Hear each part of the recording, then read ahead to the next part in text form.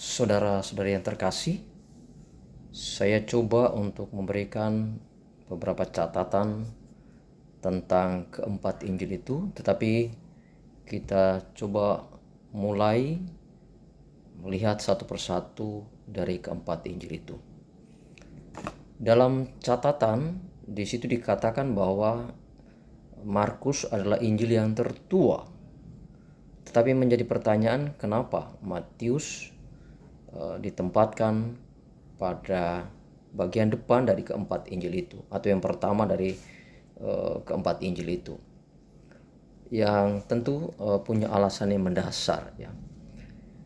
Alasan yang kuat yaitu bahwa di dalam Injil Matius terdapat silsilah tentang Yesus Kristus. Silsilah ini dikatakan sebagai penghubung antara perjanjian lama yang merupakan ramalan akan datangnya Mesias dan kepenuhannya pada perjanjian baru. Dan di sini kita bisa lihat di bagian awal, terutama bab 1 di Injil Matius, ya. Nah, secara garis besar kita bisa lihat Injil Matius ini saya coba kutip dari buku yang ditulis oleh Romo Martin Harun, OFM, seorang dosen yang pakar dalam bidangnya. Kita lihat bahwa di dalam buku itu terdapat beberapa bagian penting di dalam Injil Matius itu sendiri. Yang pertama tentang pengantar. Pengantar di sini dia melukiskan tentang asal dan masa kanak-kanak Yesus sebagai Mesias. Kemudian dalam bab 1 pemberitaan dan pengajaran. Apa saja yang ada di dalam pemberitaan dengan pengajaran itu? Yang pertama adalah narasi. Ini menyangkut pelayanan Yohanes Pembaptis, kemudian baptisan Yesus, pencobaan, kemudian awal pelayanan di Galilea. Kemudian yang kedua adalah wejangan, yang dalam hal ini dimaksudkan adalah khotbah di bukit.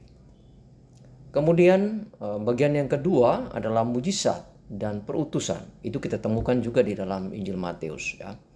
Apa saja masuk di dalam bagian yang kedua ini?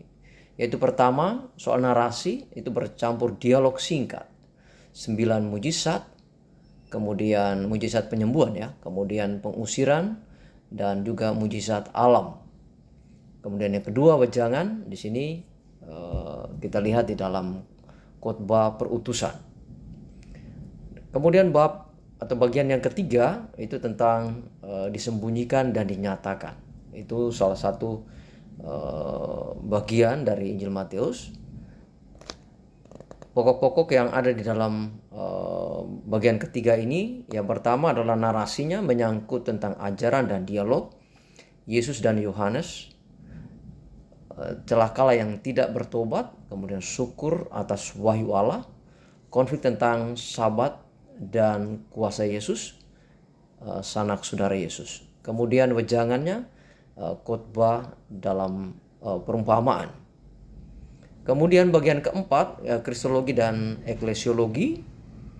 Kemudian bagian yang kelima perjalanan menuju dan pelayanan di Yerusalem. Dan yang terakhir di dalam Injil Matius kita bisa lihat puncak sengsara, wafat dan kebangkitan Kristus. Nah, ini kita kira-kira kita lihat terkait mengenai gambaran yang ada di dalam Injil Matius yang mengisahkan tentang kelahiran Yesus sampai pada wafat dan kebangkitannya.